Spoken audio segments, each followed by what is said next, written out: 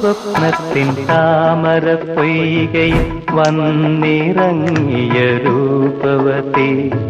നീലത്താമരമിഴികൾ തുറന്നു നിന്നെ നോക്കി നിന്നു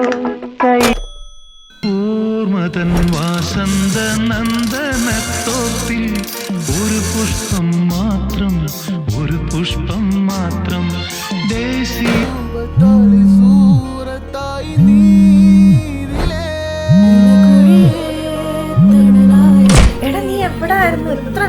ഞാൻ ഇവിടെ കുറച്ച് പടയ സാധനം പാട്ടിലോ